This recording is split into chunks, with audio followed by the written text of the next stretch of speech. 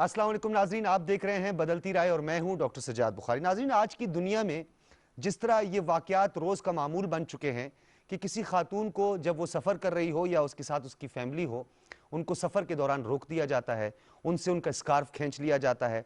और इसके अलावा अगर हम बात करें मसाजिद पर हमले हो रहे हैं, ख़वातीन को इस्लामी तालीमात से दूर रखने के तमाम मनफी हरबों का इस्तेमाल किया जा रहा है। ला हौला वला कुव्वत भी पढ़ेंगे कि कुरान मजीद फुरकान हमीद की बेहुरमती जो है वो बार बार सामने आ रही है। नबी करीम सल्लल्लाहु अलैहि वसल्लम नबी आखिर ज़मान की शान में गुस्ताखी का जो सिलसिला है ये पिछले 10 सालों से बहुत ज़्यादा बढ़ चुका है। गो कि इस पे तो हम कई दिहाइयाँ बीत चुकी हैं कि इस पे काम हो रहा था, लेकिन ये इस्लामोफोबिया है क्या? फोबिया जैसा कि आपको मालूम है एक साइकोलॉजिकल डिजीज़ है, एक नफ्सियाती बीमारी है। यानी आपको एक खौफ सा होता है, एक अनजाना सा खौफ जो आपके दिल के अंदर होता है किसी चीज़ के हवाले से भी, जबकि उसका रियलिटी से कोई ताल्लुक नहीं होता, उसका हकीकत से कोई ताल्लुक नहीं होता, लेकिन आपके अंदर एक फोबिया पाया जाता है। बहुत सारे फोबिया होते हैं और ये हकीकत नहीं होती, लेकिन बंदा इससे अवॉइड करना शुरू कर देता है, इससे दूरी इख्तियार करने की कोशिश करता है। और एक पहलू इसका ये भी है कि ये कहा जा रहा है पूरी दुनिया में, अगर आप ऑक्सफोर्ड की जो डिक्शनरी है उसको भी उठा कर देखें तो उसमें एक चीज़ बड़ी अहम है, पॉलिटिकल इस्लाम के हवाले से बार बार बात की जाती है कि कहीं इस्लामी तहजीब जो है वो गालिब ना आ जाए पूरी दुनिया पर। ये खौफ मौजूद है जिसे इस्लामोफोबिया कहा जाता है। अब ये इस्लामोफोबिया हकायक के बिल्कुल बरक्स है। यानी अगर नबी करीम सल्लल्लाहु अलैहि वसल्लम की तालीमात देखें, इस्लामी तालीमात की अगर हम बात करें, जिसका हवाला वज़ीर आज़म पाकिस्तान ने बारहा मुख्तलिफ फोरम्स पर दिया है, अक़वामी मुत्तहिदा की जनरल असम्बली में भी दिया है, इसके अलावा प्राइम मिनिस्टर ने जितने बैनुल अक़वामी दौरे किए हैं इस बात को सामने रखा है कि हमने नबी करीम सल्लल्लाहु अलैहि वसल्लम की तालीमात को समझा नहीं या मगरिब ने इस बात को समझा नहीं। लेकिन एक अफसोस की बात यह है कि इस्लामोफोबिया जहाँ पूरी दुनिया में गालिब आ रहा है और देखने में यह आ रहा है कि रेडिकल इस्लामिक टेररिज्म का भी एक नाम लिया गया और आपने ये सुना भी था, उसके बाद एक हलचल सी मच गई थी। उसके बाद हमने ये देखा कि इस पूरे रीजन में भारत जो एक हिंदुत्व सोच वाला और एक आरएसएस और नाजीज़म से मुतासिर जो एक पूरा माइंडसेट है, उसने इसको प्रॉपरली एडॉप्ट किया और मजालिम ढाए। कहाँ पे ढाए? गुजरात में आपने देखा कि 10 साल से ज्यादा का अरसा नरेंद्र मोदी वहां का चीफ मिनिस्टर था, वहां पर उन्होंने मजालिम ढाए। और उसके बाद कश्मीर के अंदर आपने देखा कि किस तरह मजालिम ढाए गए, इस मुसलमानों के खिलाफ एक पूरी तहरीक चलाई गई। और आपको मैंने बारहा इस चीज का जिक्र भी किया है कि एक तो वो कोविड-19 है जिसका WHO ने हमें बताया, लेकिन एक हमें मोदी ने भी बताया कोविड-19, और वो है इस्लामी यानी मुसलमान कोविड। ये हैरत की बात है कि अब कोविड मुसलमान भी है और वो क्रिश्चियन भी है, यानी उसको अब इस तरह तकसीम किया गया। ये इस्लामोफोबिया है क्या? इसको किस तरीके से हम इस परसेप्शन को खत्म कर सकते हैं? और इस्लामोफोबिया पूरी दुनिया में, इस इस्लामोफोबिया के चक्कर में जो मुसलमानों पर मजालिम ढाए जा रहे हैं, इसका नेगेटिव इंपैक्ट क्या होगा, इस पर आज हम बात करेंगे। भारत किस तरह खित्ते में दहशतगर्दी फैला रहा है मुसलमानों के खिलाफ, उसके जो अज़ाइम हैं, नापाक अज़ाइम हैं, वो भी सामने रखेंगे। और आपको ये भी बताते चलें जो इस्लामी रसूमात हैं उसका गलत अंदाज से उसको तशरीह किया जा रहा है और मुख्तलिफ चीज़ों से तशबीह दी जा रही है जो कि सरासर गलत है, हकायक के बिल्कुल बरक्स है। इन तमाम तर उमूर पर हम बात करेंगे। मकबूजा वादी के अंदर होने वाले मजालिम हमारा फोकस होगा, जिस पर हम बात करने जा रहे हैं। बलूचिस्तान में भारत की मदाखलत और बलूचिस्तान ही निशाने पर क्यों है, हदफ क्यों है, ये हमारे आज के मौज़ूआत होंगे जिस पर हम तफसीलन बात करेंगे। सबसे पहले तारुफ करवाते चलें अपने स्टूडियो में जो मेहमान हमारे साथ मौजूद हैं। ब्रिगेडियर रिटायर्ड सैयद नज़ीर साहब हमारे साथ मौजूद हैं, किसी तारुफ के मोहताज नहीं है, दिफाई उमूर के माहिर हैं। बहुत शुक्रिया आपका ब्रिगेडियर साहब, आपकी तशरीफ आवरी का। इरशाद महमूद साहब हमारे साथ मौजूद हैं, तज्ज़ियाकार है, कॉलमनिस्ट हैं, कश्मीर उमूर पर आपकी गहरी नज़र है, आपका भी बहुत शुक्रिया।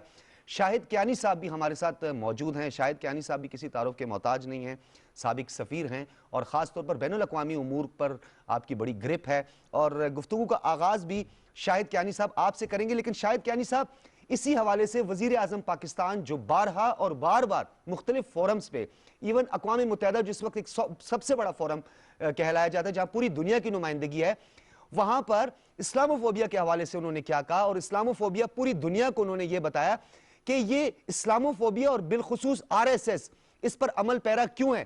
प्राइम मिनिस्टर साहब ने इस हवाले से क्या कहा, आपको कियानी साहब पहले हम वो सुनाएंगे, फिर इसी से हम गुफ्तगू का आगाज करेंगे। Country in the world today where I'm sad to say the state sponsors Islamophobia, and that is India. The reason behind this is the RSS ideology that unfortunately rules India today. This extremist ideology was founded in the 1920s. The RSS founding fathers were inspired by the Nazis. They believed that India is exclusively for Hindus and others are not equal citizens. The Hindutva ideology is said to marginalize almost 300 million human beings, Muslims, Christians and Sikhs. This is unprecedented in history.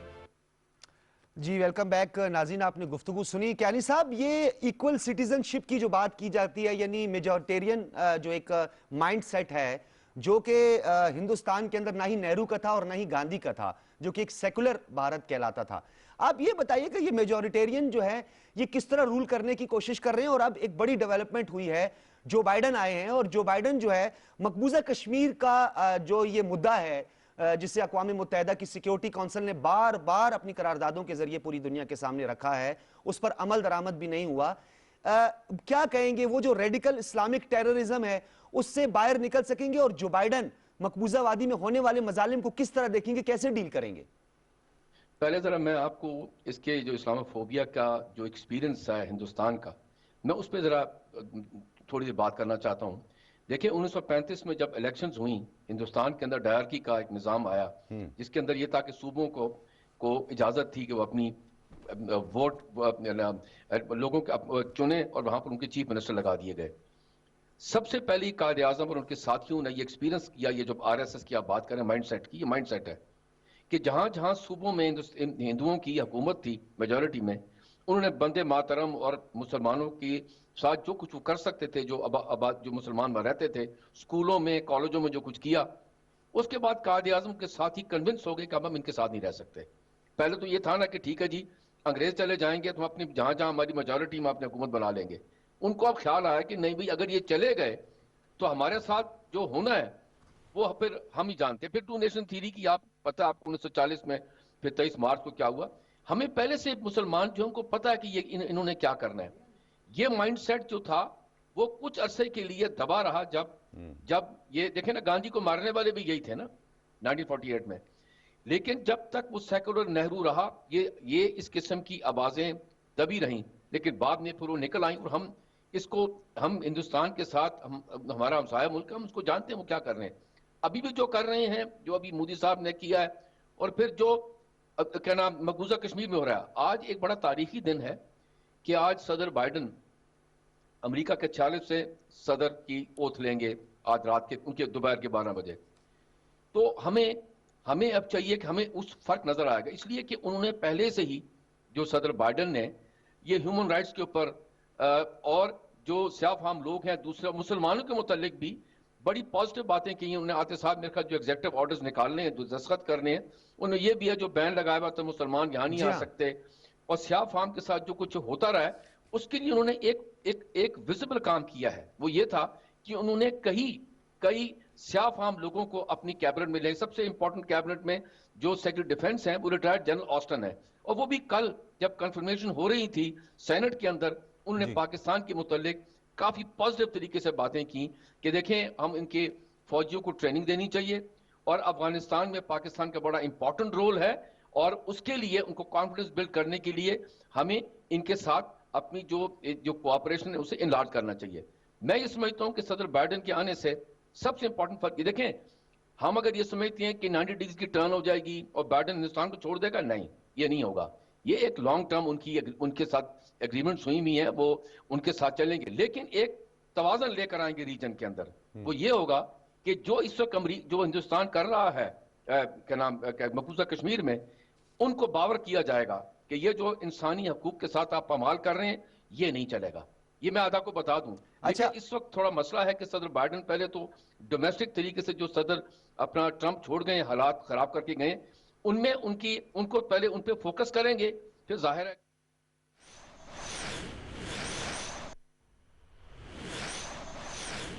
وزیر اعظم عمران خان کی cadet college وانا میں صحافیوں سے خصوصی گفتگو. آئیے آپ کو لیے چلتے ہیں. سر اپوزیشن مولانا فضل الرحمان سمیت آپ پر اسرائیل سے فنڈنگ کا الزام لگاتے ہیں. آپ کی ٹیم جو ہے وہ صرف ٹی وی کے اوپر ان کو رپلائی کرتی ہے. قانونی ٹیم آپ کے پاس اتنی بڑی ہے, ابھی تک اس کی طرف سے کوئی کارروائی نہیں کی گئی. اور ساتھ ساتھ فری ہینڈ دیا تھا مولانا صاحب کو آپ نے اسلام آباد میں, وزیر داخلہ سے بھی آپ نے مشاورت کی تھی. بڑی ایکٹیو وزارت داخلہ ہمیں نظر آئی پچھلے 2-3 دنوں میں. تو اگلا جو پی ڈی ایم کا لانگ مارچ ہوگا یہی 2,000-3,000 لوگوں کا, تو اس میں کیا فری ہینڈ ہوگا یا کوئی اور اسٹریٹجی ہوگی؟ پی ڈی ایم کو اب درخواست کروں گا کہ آگے سے اب آپ نے کچھ کرنا نا تو مجھے بتا دینا, ہم تھوڑے اپنے کارکن بھیج دیں گے آپ کے پاس, بجائے وہ 500 روپے دے کے اور بیچاروں کو لوگوں کو دھوکے میں لانا. ہم اپنے کارکنوں کو کہیں گے جائے حوصلہ افزائی کر دیں ان کی, کیونکہ مجھے افسوس ہوتا ہے, ترس آتا ہے دیکھ کے اتنے 11 پارٹیز مل کے تو اتنے سے لوگ اکٹھے کرتے ہیں. اور دوسری چیز, مولانا فضل الرحمان کی طرف میں صرف ایک بات کہنا چاہتا ہوں کہ یہ جتنا اسلام کو نقصان پہنچا رہا ہے نا, کوئی دشمن نہیں پہنچا سکتا. اسلام کے نام پہ بیچارے مدرسوں کے اسٹوڈنٹس کو لے آتے ہیں پکڑ کے, ان کو یہ نہیں پتا ہوتا وہ آئے کیوں ہیں, ان کا کیمرہ جا کے ان کو یہ نہیں پتا کہ جی کھڑے کیوں ہیں. یعنی اس طرح لوگ, یہ پالیٹکس ہو رہی ہے کہ آپ ان کو اٹھا کے لے آتے ہیں, پھر لوگوں کو بلیک میل کرتے ہیں, کیونکہ ساری وقت پاور میں سارے ڈرتے تھے اس سے, تو ہمیشہ پاور میں رہا ہے. اور یہ پاور میں رہا کیوں ہے؟ صرف پتہ چلوا لیں کہ اس کی جائیدادیں کتنی ہیں, اس نے کتنا پیسہ بنایا, صرف یہ دیکھ لیں. یہ بتا دے کہ اس کی اربوں روپے کی جائیداد آئی کدھر سے ہے.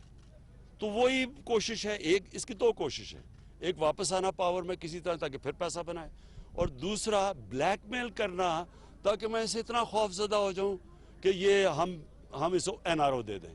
یہ سارے این آر او کا ڈرامہ کر رہے ہیں, اور پبلک آپ ہماری پبلک کو یہ انڈر ایسٹیمیٹ کرتے ہیں. ہماری پبلک وہ ہے جو سمجھدار ہے, وہ اگر ہماری کوئی کرپشن بچائے گا, جو لوگوں کا پیسہ لوٹے گا اس کے خلاف تو نکلیں گے, لیکن کسی کی چوری بچانے کے لیے پبلک نہیں نکلنے لگی. اب میں آپ کو آتا ہوں یہ فون اور فنڈنگ کیس کے اوپر. میں بڑا شکر گزار ہوں اس اپوزیشن کا کہ انہوں نے یہ کیس اٹھایا ہے. میں چاہتا ہوں کہ اب سب کے سامنے آئے کہ تحریک انصاف کی فنڈ ریزنگ کدھر سے آئی, اور یہ مولانا فضل الرحمان کی کدھر سے آئی, اور یہ 2 پارٹیز کی کدھر سے آئی. سب کا دودھ پانی کا پانی ہونا چاہیے. پتہ ہونا چاہیے کہ ایک پاکستان میں پارٹی ہے جو واقعی پولیٹیکل فنڈ ریزنگ کرتی ہے. یہ جو ہمیں کہتے ہیں نا کہ جی وہ کسی یہودی کا نام آگے, پیسے کیسے اکٹھے کرتے ہیں ساری دنیا کے اندر پولیٹیکل پارٹیز. وہ ڈنرز کرتی ہیں, ڈنر پہ لوگ آتے ہیں, لوگ آ کے ٹیبلز خریدتے ہیں, اس سے پیسے سے وہ پیسہ ہوتا ہے جو پارٹیز اکٹھا کرتی ہیں. ساری دنیا میں ایسا ہی. انہوں نے کیسا پیسہ اکٹھا کیا یہ بتائیں. ہم نے ہمارے پاس 40,000 نام ہیں جن لوگوں نے پیسے دیے ہوئے ہیں, اور یہ سارے, اور اوورسیز پاکستانی فورن فنڈنگ نہیں ہے, ہمارے اوورسیز پاکستانیوں نے پیسے دیے. ان کا مجھے پتا انہوں نے کیسا پیسہ اکٹھا کیا, اور انشاءاللہ جیسی یہ چیزیں انکشاف سامنے آئے گا ساری قوم کو پتا چلے گا کہ کس نے اس ملک میں صحیح طرح پیسہ اکٹھا کیا. اچھا سر, رضوان غلزئی ایکسپریس نیوز سے ہوں. 2.5 سال آپ کی گورنمنٹ میں ہو گئے, ہم نے دیکھا جو نیشنل ایشوز آپ نے پرائیورٹائز کیے اور خود ان کو آپ نے ایکسپیڈائٹ کیا, ان کے تو ریزلٹس آئے, لیکن عوام کا ڈائریکٹ تعلق آپ کی صوبائی حکومتوں سے ہے. ایک تاثر یہ ہے کہ ہر چیز کے لیے آپ کی طرف دیکھا جاتا ہے, تو کیا جو سروس ڈیلیوری کے معاملات تھے اس میں آپ کی صوبائی حکومتیں زیادہ بہتر پرفارم نہیں کر سکتی تھیں؟ اب 2.5 سال گزر چکے ہیں, وہاں پہ تو چلیں آپ کے بہت سارے ایشوز سسٹم سے ریلیٹڈ تھے, لیکن صوبائی حکومتوں میں آپ کے پاس بہتر اچھا اختیار بھی تھا. تو سر صوبائی حکومتوں کے حوالے سے یہ بتائیں کہ وہ آپ کی طرف ہی کیوں دیکھتی ہیں, خود سے بھی کوئی انیشیٹوز کیوں نہیں لیتے؟ دیکھیں, 2 چیزیں سمجھ آئیں. ایک تو جس طرح کا پاکستان کو چیلنج ملا تھا جب ہم آئے ہیں, جو پاکستان کے سامنے جو مسئلے مسائل تھے, وہ پاکستان کی تاریخ میں کسی حکومت کو نہیں ملا. سب سے بڑا چیلنج کیا تھا کہ جو ہمارا کرنٹ اکاؤنٹ ہے, یعنی کہ جو بیرونی خسارہ ہے, وہ پاکستان کی تاریخ میں سب سے زیادہ تھا, $20 ارب. اس کے علاوہ جو ہمارے پر قرضے چڑھے ہوئے تھے وہ پاکستان کی تاریخ میں سب سے زیادہ تھا, اور اس کا مسئلہ کیا تھا کہ ہمیں قرضوں کی قسطیں دینی پڑ رہی تھی, ان کے لیے وہ قرض ہے. سو بوجھ 2 پڑے ہوئے تھے. ایک کہ ہمارا جو بیرونی خسارہ اتنا بڑا تھا کہ اس کی وجہ سے ہمارے روپے پہ پریشر پڑا, کیونکہ جب جس ملک کے اندر $60 ارب کی آپ امپورٹ کریں, اور 20 ارب ڈالر کی ایکسپورٹ کریں تو ملک تو کرائسس میں آ گیا. سب سے زیادہ پریشر کیونکہ ڈالر کی قیمت بڑھ جاتی ہے, روپیہ گر جاتا ہے. جب روپیہ گرتا ہے تو ملک میں ہر چیز مہنگی ہو جاتی ہے. کھانے پینے کی چیزیں, دالیں مہنگی, گھی باہر سے امپورٹ کیا وہ مہنگا, تیل مہنگا ہوتا ہے تو بجلی مہنگی, ٹرانسپورٹ مہنگا, سب چیز مہنگی ہوتی ہے. تو یہ ہمیں تحفہ ملا تھا نمبر 1. اور نمبر 2 یہ کہ ہمارا جو ہماری آمدنی ہے وہ بہت کم تھی, خرچے بہت زیادہ تھے. سو اس کے لیے ہمیں کرنا پڑے, خرچے کم کرنے پڑے.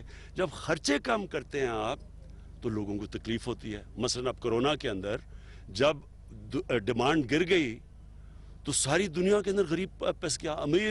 امریکہ جیسے ملکوں میں لوگ لائنوں میں کھڑے ہو کے کھانے لے رہے ہیں. ساری دنیا میں دکانیں بند ہو گئی, کاروبار بند ہو گیا اور غریب مارا گیا. تو جب ہم نے خرچے کم کرنے تھے اور آمدنی بڑھانی تھی, جب خرچے کم کیے تو لوگ تکلیف میں آ گئے. اب دوسرا ہمارا ایشو ہے اصلاحات کرنی تھی ملک میں.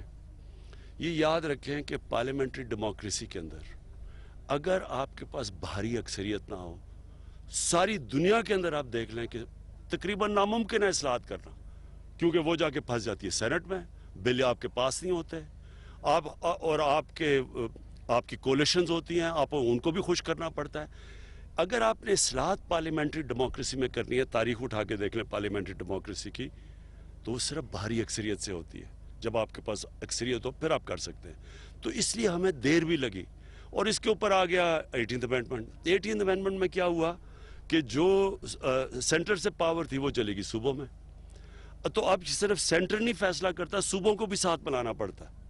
تو اس لیے یہ تھوڑا ہمیں دیر لگی. لیکن اللہ کا کرم آج یہ ہے کہ آج دنیا کو دیکھ لیں کرونا کے بعد اور ہمیں دیکھ لیں, ہماری سب سے تیزی سے آج ٹیکسٹائل انڈسٹری, ہماری جو 60% ایکسپورٹس ہیں ٹیکسٹائل, وہ ریکارڈ پہ چلی گئی ہے. ہماری ایکسپورٹس کتنی دیر کے بعد کہاں سے چلی گئی. ہمارا جو کرنٹ اکاؤنٹ ڈیفیسٹ ہے وہ 17 سال کے بعد سب سے بہتر ہے, پازیٹیو میں چلا گیا 5 مہینے مسلسل. یہ ساری جو پازیٹیو چیزیں ہو رہی ہیں, جو اب ٹیکسٹائل, آپ نے اگر فیصل آباد میں گیا ہوا, لوگوں کو اب ملتے نہیں ہے, ورکر نہیں ملتے ٹیکسٹائل میں, سیالکوٹ میں ملتے, گجرانوالہ میں, لومیں ساری کام کر رہی ہیں. تو کچھ تو ہو رہا ہے نا. سٹیل لارج سکیل مینوفیکچرنگ پہلی دفعہ اوپر جا رہی ہے. تو اللہ کا کرم ہے کہ اس کے باوجود یہ چیلنجز تھے, مشکل وقت ملا, کرونا ملا, اس کے باوجود ہندوستان سے مقابلہ کریں آج پاکستان کا, ہم کدھر ہیں اور ہندوستان کے حالات دیکھیں. ہم شاکر عباسی, میں نیو ٹی وی سے ہوں. آپ نے پارٹی ہرننگ کیس کے حوالے سے گفتگو کی, لیکن ایک تاثر عام یہ ہے کہ وہی ایک کیس ہے جو آپ کی حکومت پہ ابھی بھی ایک تلوار لٹک رہی ہے. تو اگر اپوزیشن اس کیس کے فیصلے کے لیے سپریم کورٹ کا رخ کرتی ہے اور وہاں سے کہتی ہے کہ جلدی فیصلہ لے لیں, کیونکہ 7 سال 6 سال ایک بڑا ٹائم ہوتا ہے کسی فیصلے کے لیے, تو کیا کوئی حکمت عملی ایسی ہے سپریم کورٹ میں بھی اس کیس کو ڈیفینڈ کرنے کی؟ میں کہتا ہوں اس کیس کی اوپن ہیئرنگ ہونی چاہیے. میں چیلنج کرتا ہوں, یہ ہیئرنگ ہونی چاہیے کیمرہ کے اوپر, یعنی لائیو جانی چاہیے قوم کو کہ یہ سارے بیٹھے ہوں. فضل الرحمان بیٹھا ہو, کیونکہ اس کی جو پارٹی تو فضل الرحمان ہے نا, اور اس کے بھائی, اس کے ساتھ بیٹھا ہو ہمارے پیپلز پارٹی, PMLN اور تحریک انصاف. میں آج لوگوں کے سامنے چیلنج کرتا ہوں کہ ایک پارٹی کی ساری قوم کو پتہ چلے گا, پہلی دفعہ پاکستان کی تاریخ میں ایک پولیٹیکل فنڈ ریزنگ اگر کسی پارٹی نے کی وہ ہم نے کیا. اور ہمارے اکاؤنٹس میں یہ بھی فورن فنڈنگ, کیا اوورسیز پاکستانی سے پیسہ لینا فورن فنڈنگ ہے؟ اس کا مطلب ملک چل رہا ہے, آج ان کی ریمیٹنسز نہ ہو, ملک آج ہمارا بیٹھ جائے. تو میں تو سارے شوکت خانہ میں ان سے پیسے اکٹھے کرتا تھا. تو یہ کون سی فورن فنڈنگ ہے؟ فورن فنڈنگ تو ان کو پتہ ہے کون سی ہے, ان کو پتہ ہے, مجھے بھی پتہ ہے, میں بتا نہیں سکتا کیونکہ ہمارے ان سے تعلقات ہیں ملکوں سے, جو ملک پیسے ان کو دیتے رہے ہیں. سر فیضان ہم نیوز سے, میرا کویسچن یہ ہے کہ آج ہم جدھر کھڑے ہیں وانا میں, یہ ایک وقت تھا کہ یہاں پہ خون بہتا تھا بہت زیادہ اور آپ بھی یہاں پہ آئے. آج آپ اس کو کیسے دیکھتے ہیں, اس وقت کے وانا کو اور آج کے وانا کو آپ کیسے دیکھ رہے ہیں, اور مزید اس کی ڈیولپمنٹ کے لیے کیا آگے آپ؟ دیکھیں وانا تو پیچھے رہ گیا تھا نا, یعنی یہاں غربت تقریباً 70% لوگ غربت کی لکیر سے نیچے, ہر طرح پیچھے رہ گیا تھا, کیونکہ قبائلی علاقے کو کوئی پرواہ کرتا ہی نہیں تھا. تو قبائلی علاقہ جس طرح بلوچستان کی پرواہ نہیں کرتا تھا, یہ سب پیچھے رہ گئے ہمارے علاقے. تو اس کے لیے خاص توجہ کی ضرورت ہے, کیونکہ یہاں غربت بہت زیادہ ہے, یہاں بے روزگاری بہت زیادہ ہے. تو اس کے اوپر میں اس لیے محمود خان کے ساتھ آیا ہوں, کیونکہ اب تو یہ KP کا حصہ بن چکا ہے, تو اس کے اوپر ہم پورا زور لگائیں گے. اور پھر اوپر سے وار آن ٹیرر آ گئی, اس میں اور زیادہ تباہی مچی. تو انشاءاللہ ہم ان کے لیے اسپیشل پیکیجز بھی دیں گے, اس کی پوری اس کی اوپر لانے کی کوشش کریں گے. ناظرین، وزیر اعظم عمران خان کی کیڈٹ کالج وانا میں صحافیوں سے گفتگو آپ نے ملاحظہ کی. انہوں نے کہا کہ پی ڈی ایم کی 11 جماعتیں مل کر بہت کم لوگ اکٹھے کرتی ہیں. مولانا فضل الرحمان کی اربوں کی جائیداد کیسے بنی؟ ہماری عوام سمجھدار ہے. میں چاہتا ہوں کہ سب کے سامنے آئے کہ تحریک انصاف اور مولانا فضل الرحمان کی پارٹی فنڈنگ کس نے کی تاکہ دودھ کا دودھ اور پانی کا پانی ہو جائے. ناظرین، یہ تھی پی ٹی وی تازہ ترین.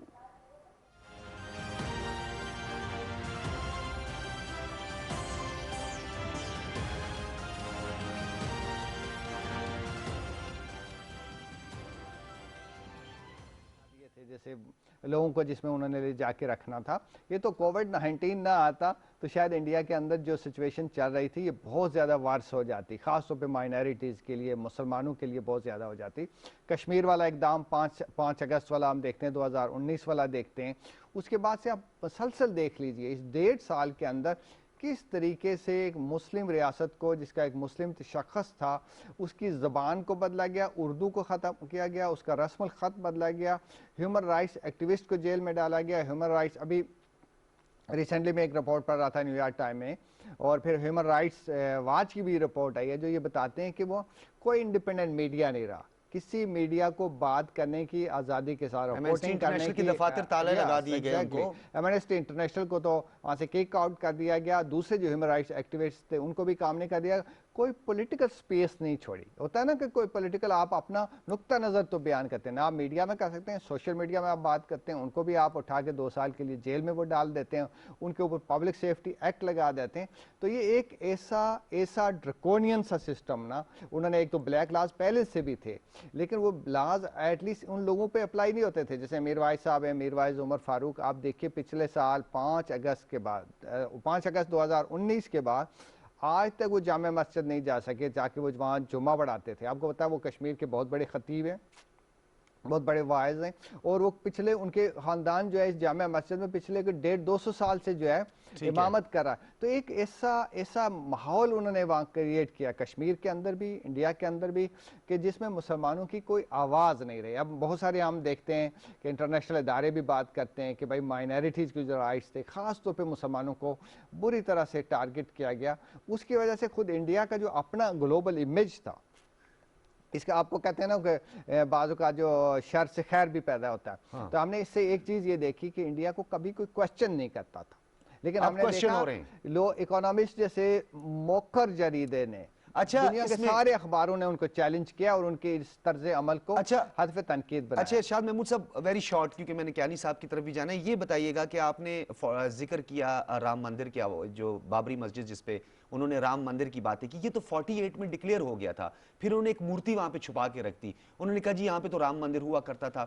ایک چیز آلریڈی ڈکلیئرڈ ہے, تو اس کے بعد یہاں پر اس کی تعمیر کرنا, اس 5 رکنی جو بینچ تھا, اس کورٹ کا جو فیصلہ جو سامنے آیا, اس کو تو باقاعدہ طور پر یہ جو 48 کی ریفرنس تھی یا یہ جو رام مندر کی نفی, یہ وہاں کے وکلاء نے خود کی ہے, یعنی یہ ہندوستان کے اندر سے یہ آوازیں کھڑی ہو رہی ہیں. تو اس کا مطلب تو یہ ہندوتوا اور ہندوازم کا بھی ٹکراؤ بہت قریب نظر آ رہا ہے.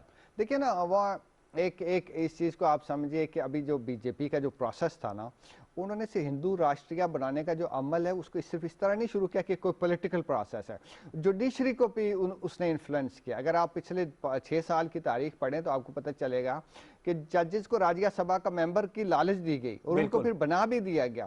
اسی طرح ججز کو, جیسے جوڈیشری ان کی کسی زمانے میں کافی حد تک انڈیپینڈنٹ ہوتی تھی, آزادی سے فیصلے کرتی تھی, جو آپ کہتے ہیں نا 48 کا, اس طرح کی چیز کو میرٹ بنا کے فیصلہ کرتی تھی. لیکن اب آہستہ آہستہ یہ ہو گیا کہ جوڈیشری بھی وہ پوری RSS اور بی جے پی کے انفلوئنس میں آ گئی. تو یعنی انہوں نے یہ کر دیا کہ جوڈیشری کو, ایڈمنسٹریشن کو, پالیٹکس کو, میڈیا کو, یہ سارے جو ہیں وہ ایک ایکسٹریمسٹ آئیڈیالوجی کو سپورٹ کرنے والے آرگن بن گئے. حالانکہ پوری ابھی امریکہ میں آپ میں ایک بات کہنا چاہتا ہوں, ٹرمپ آئے اور ٹرمپ کی جو آئیڈیالوجی تھی وہ مودی کی آئیڈیالوجی سے کوئی زیادہ مختلف نہیں تھی, لیکن ٹرمپ کے ملک کے اندر جو سسٹمز تھے, जो वहाँ की जुडिशरी थी, वहाँ की पार्लियामेंट थी, वहाँ की मीडिया था, उन्होंने इस चीज़ को एक्सेप्ट नहीं किया। और उसी एक्सेप्ट ना करने की वजह से हम देख रहे हैं कि आज रात जो बाइडन जो हैं वो हेल्प उठाएंगे, क्योंकि बाकी सेगमेंट ऑफ द सोसाइटी या जो स्ट्रक्चर ऑफ द स्टेट था उसने ट्रंप को रेजिस्ट किया, तरीके से रेजिस्ट किया, वो एक डेमोक्रेटिक तरीके से ही किया। लेकिन उसके नतीजे में ये चार साल के बाद वो चंद सदर हैं। अमेरिका में उमूमी तौर पे ये होता है कि 2 टर्म्स आपको मिल जाती हैं, तो इनको दूसरी टर्म नहीं मिल सकी और अब वो इम्पीचमेंट की तरफ भी जा रहे थे। और अमेरिका में इस वक्त सबसे अगर कोई गैर मकबूल आदमी है तो वो। आखिरी बात मैं ये कहना चाहता हूँ कि जो बाइडन के आने से हमें बहुत ज़्यादा कोई खुशगवानी तो नहीं है, लेकिन 1-2 चीज़ों का इत्मीनान है कि जो डेमोक्रेटिक पार्टी है और ख़ुद जो बाइडन है और कामला हारिस है, इन्होंने कश्मीर की भी बात की है। डेमोक्रेटिक्स जो है पार्टी जो हमेशा ह्यूमन राइट्स की बात करती है, इंसानी हुकूक को बहुत इंपॉर्टेंस देती है। तो हमें उम्मीद ये है कि कश्मीर के मामले में प्रैक्टिकली अमली मैदान में क्या होगा, अब क्या होगा? जिस तरह से आंखें बंद करके रखी थी ट्रंप ने और वो पीठ ठोंकता था नरेंद्र मोदी की, मुझे उम्मीद ये है कि जो बाइडन के टाइम में इंडिया को ये छूट नहीं मिलेगी। ठीक है। अच्छा क्यानी साहब, ये बताइएगा, जो बाइडन के हवाले से आपने भी बताया कि एक सॉफ्ट कॉर्नर और माजी की स्टेटमेंट्स को भी अगर हम सामने रखें तो ये बखूबी अंदाजा लगाया जा सकता है कि वो एक्सट्रीम नहीं होगा, अब जैसे पहले एक्सट्रीम पे थी तमाम चीजें। लेकिन एक सवाल पूरी दुनिया में हो रहा है और बार बार हो रहा है कि इस पूरे इस्लामोफोबिया के पीछे बेशक नरेंद्र मोदी को इन्वॉल्व किया गया, फिर उनके साथ एक दिफाई मुआहिदा किया गया इजराइल का, फिर खुफिया मुलाकातों का सिलसिला भी जारी है, लेकिन यूनाइटेड स्टेट ऑफ अमेरिका के हवाले से ज्यूइश लॉबी की बार बार बात की जाती है। और पंजा यहूद के लिए तो अल्लामा मोहम्मद इकबाल साहब अपने शायरी में भी इसका जिक्र कर चुके हैं। तो जो ये पंजा यहूद है, ये ज्यूइश है, ये ज्यूइश लॉबी जो है वो किस हद तक मैनिपुलेट करती है, किस हद तक इंटरवीन करती है यूनाइटेड स्टेट की पॉलिसीज को, और खास तौर पे बिलखुसूस इस्लामोफोबिया के हवाले से जो बाइडन की डायरेक्शन क्या होगी अब? देखें जी, सबसे पहले तो आप इस चीज को समझें कि ये जो अभी सदर ट्रंप के जो दामाद हैं कुशनर, इसने जो सारी गल्फ के जो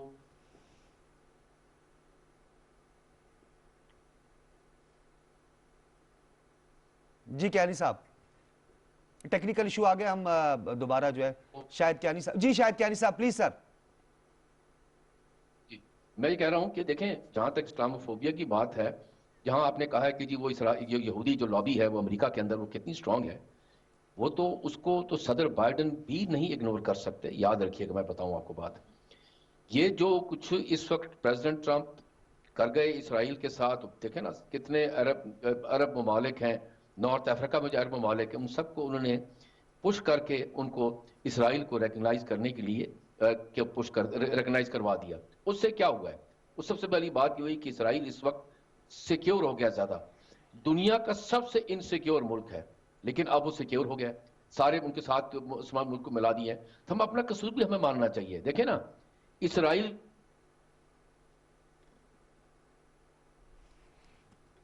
को माफ तो नहीं कर सकता उसको, तो ये भी हालात है। यहां पर एक और अजीब से है जो बताऊं आपको कि हिंदुस्तान ने अरब ममालिक के साथ भी दोस्ती लगाई दी है, फलस्तीनियों को इंग्लिश में कहते हैं लिप सर्विस दे रहे हैं, और साथ इसराइल के साथ उन्होंने इतने मजबूत अपने ताल्लुकात बना लिए हैं। तो इसको तो आप इग्नोर, अच्छा यहां पर आ जाएं कि जो लॉबी है, यहूदियों की लॉबी है अमेरिका के अंदर, वो प्रेस, वो मीडिया के अंदर है, आपको नजर आएगा, और बिजनेस के अंदर है। तो इसको आप इग्नोर कर ही नहीं सकते, कौन सदर इग्नोर करेगा? लेकिन यहां तो बड़ा ओवर था, ओपन था, क्योंकि सदर ट्रंप ने अपने दामाद को आगे लगाया हुआ था। प्रेसिडेंट बाइडन ये काम नहीं करेंगे, उनके ताल्लुकात जारी रहेंगे, वो उनकी फॉरेन पॉलिसी की बेसिस है। हिंदुस्तान के साथ भी ताल्लुकात उनके बड़े मजबूत हैं, वो भी जारी रहेंगे। हमें जो अभी हमें अपने ये करना है, 2 चीजें जो है ना, हिंदुआ चौक को, जिस तरह वजीर आजम साहब इमरान खान साहब ने बात,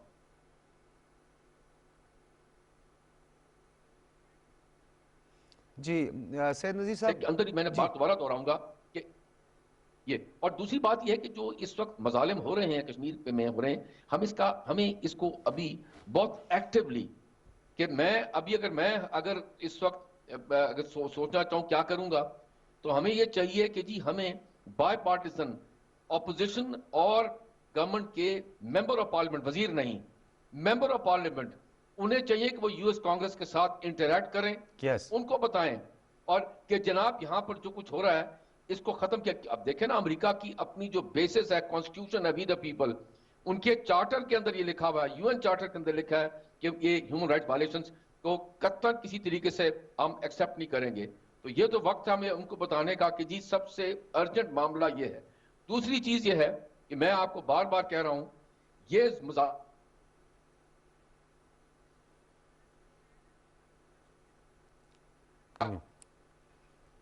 بات نہیں کریں گے کیونکہ اچھا بریگیڈ صاحب, کیانی صاحب جس طرح فرما رہے تھے, آپ نے خود بھی سنا, کیانی صاحب یہ فرما رہے تھے کہ ہمیں فوری طور پر انگیج کرنا ہوگا وایا ہم اپنے پارلیمنٹیرینز کے وفود بھیجے جائیں. ایک یہ سجیشن بھی موجود ہے. ایک کنسنسس کی بھی تو ضرورت ہے, انٹرنل ایک کنسنسس کی بھی بہت زیادہ ضرورت ہے, کیونکہ تمام پولیٹیکل پارٹیز کے اپنے اپنے سٹیکس ہیں, ان کے اپنی اپنی ایک ڈائریکشنز ہیں, آئیڈیالوجی ہے, لیکن یہاں پہ معاملہ جو ہے پوری نیشن کا ہے, اسلام کا ہے, اسلاموفوبیا کے حوالے سے ایک تاثر ہے, اور بھارت جس طریقے سے مظالم ڈھا رہا ہے یہ دنیا کے سامنے ہم نے رکھنا ہے. لابنگ تو ڈیفینیٹلی ہمیں کرنی ہوگی سر, وہ کہتے ہیں جیسا دیس ویسا بیس, یعنی ہمیں وہی اڈاپٹ کرنے کا, وہی ٹرینڈ کے ساتھ ہمیں چلنا پڑے گا. کیا کہیں گے برگیڈ صاحب؟ یہ جہاں تک اس چیز کا تعلق ہے, ایک تو آپ کا اپنا ہاؤس ہے, اور ہاؤس کو ان آرڈر, ایک تو پولیٹیکل پولرائزیشن جو ہوئی ہے اس پولرائزیشن کو کم کرنا ہوگا, اور اس کے لیے اسپیشلی جو نیشنل انٹرسٹ کے جو ایشوز ہیں اس پر ایک کنسنسس کریٹ کرنا ہوگا, اس میں تو دو رائے نہیں ہے. دوسری بات یہ ہے کہ آپ نے right man for the right job, کیونکہ جو جس کا کام ہے اس طریقے سے اس کو کرنا چاہیے, اور اس کے لیے ایک ملٹی پرانگ اسٹریٹجی اور اپروچ اڈاپٹ کرنا چاہیے کہ آپ نے میڈیا کو کس طریقے سے بنانا ہے اس ذہن کے ساتھ.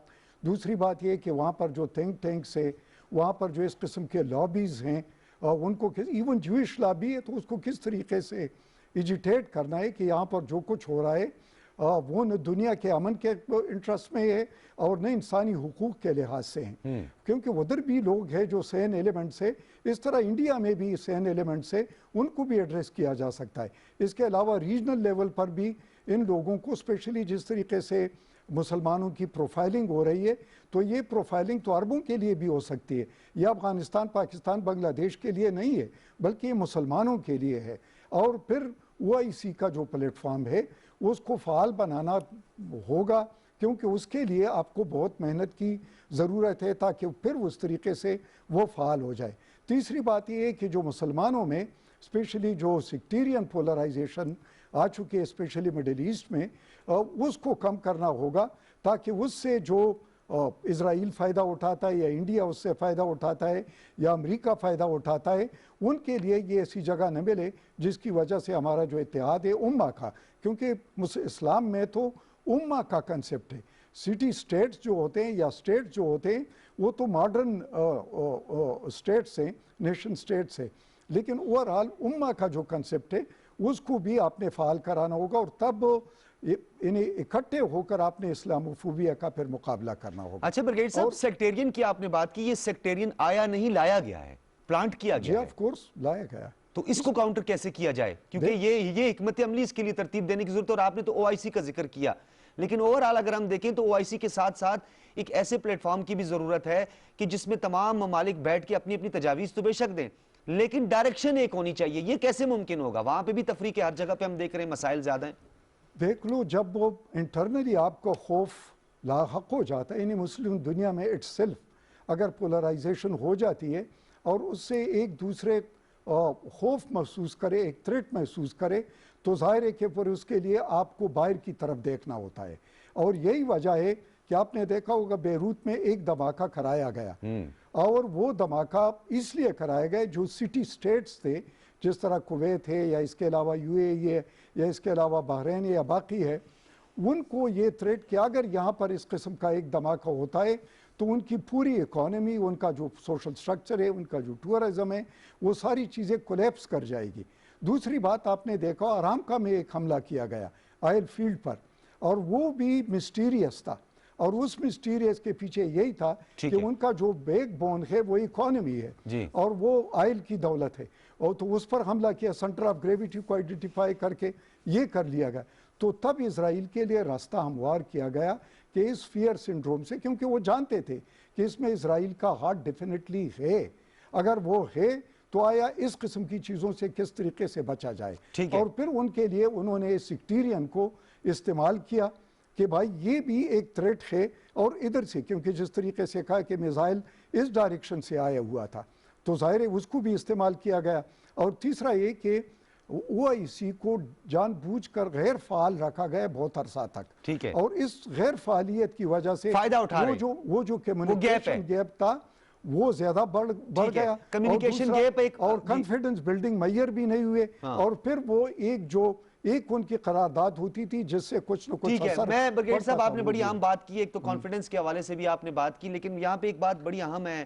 ارشاد محمود صاحب آپ یہ بتائیے گا کہ یہ جو اسلاموفوبیا کے حوالے سے ایک مائنڈ سیٹ ہے، یعنی وہ 700 ایئرز جو ہے وہ بار بار اس کا بار بار ذکر بھی آتا ہے، ایک بڑھتی ہوئی قوت کا مقابلہ کرنے کے لیے، کسی کو آمادہ کرنے کے لیے پورا ایک گراؤنڈ تیار کیا گیا، اس پر کام کیا گیا. تو ہماری کاؤنٹر اسٹریٹجی کیا ہونی چاہیے؟ یعنی ایک مائنڈ سیٹ نا کہ یہ بڑھتی ہوئی ایک قوت آ رہی ہے جو ہماری تہذیب پر غالب ہو جائے گی، اس مائنڈ سیٹ کو ختم کرنے کے لیے تو لوہا لوہے کو کاٹتا ہے. حکمت عملی کیا ہونی چاہیے؟ دیکھیں ارلی 90 سے یہ اسلامی فوبیا شروع ہوا جب رشیا کو انہوں نے شکست دے دی. اس وقت انہیں ایک دشمن چاہیے تھا. اسلامی فوبیا کا سارا آپ کو پتا ہے کلیش آف سویلائزیشن کا ایک پورا کانسیپٹ دنیا کے سامنے آیا. لیکن اب اس سے زیادہ اسلامہ فوبیا سے زیادہ ایک چائنیز کا فوبیا بھی دنیا میں کے اندر بڑھ رہا ہے. ہم نے دیکھا ہوگا کہ پچھلے یہ جو امریکہ کے اندر جو لاسٹ الیکشن ہوا اس میں اگر امریکہ میں اپوزیشن اور حکومت اگر کسی چیز پہ متفق تھی تو وہ صرف ایک پوائنٹ پہ تھی کہ ہم نے چائنا کو سبق سکھانا ہے. اس سے آپ اندازہ کر سکتے ہیں کہ چائنیز خطرے کو کتنا بڑا ہوا بنا کے وہ پیش کر رہے ہیں. مغرب میں ہم نے دو چیزیں ہمیشہ دیکھی ہیں کہ وہ کوئی نہ کوئی خطرہ ان کو چاہیے ہوتا ہے، کوئی نہ کوئی دشمن ان کو چاہیے ہوتا ہے. پہلے رشیا ان کا ایک دشمن تھا، سوویت یونین، پھر اسلامہ فوبیا دشمن بنا، اب چائنیز ان کے دشمن ہیں. لیکن اسلامہ فوبیا ایک کانسٹنٹ، یہ بھی ایک آپ جیسے بالکل ٹھیک کہہ رہے ہیں کہ ایک کانسٹنٹ خطرے کے طور پہ اس کو وہ لڑاتے رہتے ہیں. اس سے کاؤنٹر کرنے کے لیے جو چیزیں کرنے کی ضرورت ہے، سب سے زیادہ ضرورت یہ ہے کہ مسلمانوں نے دیکھیے ویسٹ پورا جو ہے وہ چلتا ہے یونیورسٹیز کے اوپر، تھنک ٹینکس کے اوپر، سول سوسائٹی کے اوپر، پارلیمنٹ کے اوپر. یہ اس کی ساری کچھ چند بنیادیں ہیں جن کی بنیاد پہ وہ چلتا ہے. ہم نے بہت کم انویسٹمنٹ کی ہے سوشل سائنسز میں، ہم نے لا فیئر میں بہت کم انویسٹمنٹ کی. ہمارے لوگ نہ ہونے کے برابر ہیں. امریکہ میں 5-6 ہزار تھنک ٹینک ہیں. اگر ان سب کا آپ سروے کرا کے دیکھیں آپ کو 10-20 پاکستانی بھی نہیں ملیں گے، ٹاپ کلاس 10-20 پاکستانی بھی نہیں ملیں گے. تو یہ ایک لانگ ٹرم اسٹریٹجی بنانی پڑے گی. آپ کوئی اوور نائٹ کچھ نہیں کر سکتے. آپ کے کوئی انٹرنیشنل ٹیلی ویژن چینلز نہیں ہیں، آپ کے کریڈیبل انٹرنیشنل نیوز پیپر نہیں ہیں، آپ کے انٹرنیشنل تھنک ٹینکس نہیں ہیں، آپ کی یونیورسٹیز ٹاپ لیول کی نہیں ہیں. تو جیسے آپ نے کہا تھا کہ کانٹے کو کانٹے سے ہی کاٹا جا سکتا ہے، تو علم کا مقابلہ علم سے، ٹیکنالوجی کا مقابلہ ٹیکنالوجی سے، اور ذہانت اور فطانت اور ان چیزوں کا مقابلہ اسی ہتھیار سے کیا جا سکتا ہے. تو میں آخری بات یہ کہنا چاہتا ہوں کہ خاص طور پہ پاکستان، باقی مسلم دنیا کیا کرے گی کیا نہیں کرے گی وہ تو ہم دیکھتے رہتے ہیں، لیکن پاکستان کو جتنا میکسیمم وہ سوشل سائنسز میں انویسٹ کر سکتے ہیں اس کو انویسٹ کرنا چاہیے. انگریزی کے ہمارے ٹیلی ویژن چینل 1 نہیں 2-4 ہونے چاہیے تاکہ ہم کچھ کمیونیکیشن تو دنیا کے ساتھ کر سکیں. اسی طرح ہمارے ریجن میں آپ دیکھیے ہمارے میڈیا کے بہت کم لوگ افغانستان میں موجود ہیں، انڈیا میں بہت کم لوگ موجود ہیں. دوسری جگہ پہ ہمارے نیوز پیپرز انڈسٹری کو، ٹیلی ویژن انڈسٹری کو، اسے ہمیں ابھی کچھ عرصہ پہلے پرائم منسٹر صاحب نے اردوغان کے ساتھ مل کے اور مہاتیر محمد کے ساتھ ایک کانسیپٹ دیا تھا کہ جی ہم ایک مسلم ٹیلی ویژن چینل، مسلم تو نہیں لیکن مسلمانوں کی وائس کے لیے لانچ کریں گے، جیسے الجزیرہ ہے، BBC ہے، اس طرح کا. تو اس طرح کی جو بولڈ اور بڑے انیشیٹو ہمیں لینے کی ضرورت ہے. یہ چھوٹی چیزوں سے کچھ نہیں ہوگی. میں سمجھتا ہوں ارشاد محمود صاحب یہ تجاویز ہیں، اور کیانی صاحب آپ کی تجربات سے استفادہ بھی چاہیں گے. یہ بتائیے گا جس طریقے سے بریگیڈیئر صاحب نے بھی ایک ریفرنس دی OIC کا بات کرتے ہوئے، پھر انہوں نے اس کانفیڈنس کی، اس کمیونیکیشن گیپ کی، اور ایک اوورآل انٹرنیشنلی اگر ہم دیکھیں امہ یا مسلم ورلڈ میں ایک کانفلکٹ آف انٹرسٹ جو ہے وہ آڑے آ رہا ہے، جس کی وجہ سے ہم اس منزل تک، اس ڈیسٹینیشن تک پہنچ نہیں پا رہے ہیں. یہ بات تو بالکل سمجھ آ گئی کہ وفود کی سطح پر یہ کام ہونا چاہیے.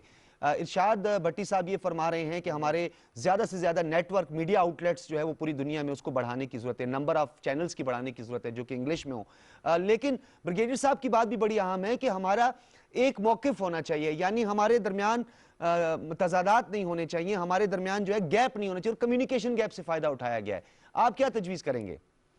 لیکن جی سب سے پہلے میں نے جو آپ کو کہا تھا نا کہ بائی پارٹیزن نے ایک ڈیلیگیشن بھیجے ہیں امریکہ میں آپ کو بتا دوں کہ کشمیر ایشو کے اوپر نہ کیا اپوزیشن نہ کیا گورنمنٹ وہ ایک پیج پر ہے، کوئی اس پہ مسائل نہیں ہے. جن آپ کی جو بیسک چیزیں خارجہ پالیسی کی اس پہ अपोजिशन और गवर्नमेंट वाले एक हैं, कोई मसला मसाइल नहीं। बात यह है कि अभी आप थोड़ा सा देखें ना, इस्लामोफोबिया की बात करते हैं तो उसमें इसराइल ने क्या किया हुआ है, वो हिंदुस्तान के साथ इस बारे में फलस्तीनियों को दहशतगर्द बनाया हुआ है, हिंदुस्तान ने कश्मीरियों को दहशतगर्द बनाया हुआ है। कोई अच्छा, अब इनके साथ उनको और ऑक्सीजन मिल गई, पूरे गल्फ के ममालिक जो हैं वो इसराइल के साथ रिकग्नाइज कर लिया। हमें रिकग्निशन का मसला नहीं है कोई किसी को, प्रॉब्लम ये कि क्या कंसेंसस बिल्ड की आपने कि भाई फलस्तीनियों को जो इशू है भाई इसको तो क्या नाम साइड पे मत रखें, पहले बताएं कि जी इसका क्या करना है और फिर रिकग्निशन की बात करनी चाहिए थी। आज क्या हो गया कि वो जो अरसा दराज से इसराइल कह रहा था कि जी फलस्तीनी दहशतगर्द हैं, वो तो उन्होंने उनको कंफर्म कर दिया। आज सारे अरब ममालिक के जो दूसरे मुल्क के वो एक साइड पर खड़े हो गए हैं और वो फलस्तीनी बेचारे जो अपना जो हक मांग रहे थे वो मांग रहे। यहाँ पर जो कश्मीरी हैं अरसा दराज से अपनी कहने हिंदुस्तान की जो दहशतगर्द पॉलिसी के खिलाफ लड़ रहे थे, वो अब क्या हो गया है, उन्होंने जो आर्टिकल 370 खत्म करके उस इशू को बिल्कुल ही कोने में साथ लगा दिया है। तो हमें अभी इस बारे में अमेरिका के साथ जो हमारी इंटरेक्शन होनी है इस बारे में होनी है कि, और तो आप छोड़ें, मेरा नहीं ख्याल कि आर्टिकल 370 हिंदुस्तान खत्म करेगा, हमें प्रैक्टिकल होना पड़ेगा। हमें ये होना पड़ेगा कि भाई ये जो जुल्म जो हो रहे हैं कश्मीरियों के साथ, मेहरबानी करके इस पर आप एक इंडिपेंडेंट अपनी पॉलिसी इनके साथ बुलाएं और इन्हें कहें कि इनके ऊपर जो दबाव है, जो लोग उठा के लेकर गए में हैं, यहाँ पर हालात ठीक करें। ये बड़ी जरूरी है ये। और मैं बता रहा हूँ, ये सिवाय अमेरिका के दुनिया के अंदर कोई किसी की नहीं सुनता। ये प्रैक्टिकल बात है, एक वाहिद सुपर पावर है, उसी की सुनता। और हिंदुस्तान के साथ उसके ताल्लुकात बहुत ही करीब हैं, काफी बढ़ चुके हैं, वो कम नहीं होंगे। हमें प्रैक्टिकली अपना एजेंडा बनाना पड़ेगा कि हमने एक एजेंडा बनाना के साथ जो जुल्म और उनके साथ हम कैसे चल रहे हैं। ठीक है, बहुत शुक्रिया आपका। शाहिद कियानी साहब साबिक सफीर हमारे साथ मौजूद थे, इरशाद महमूद साहब हमारे साथ मौजूद थे, तज्जियाकार, बहुत शुक्रिया। ब्रिगेडियर रिटायर्ड सैयद नज़ीर साहब हमारे साथ मौजूद थे। नाज़रीन इजाज़त दीजिए, अल्लाह हाफिज़।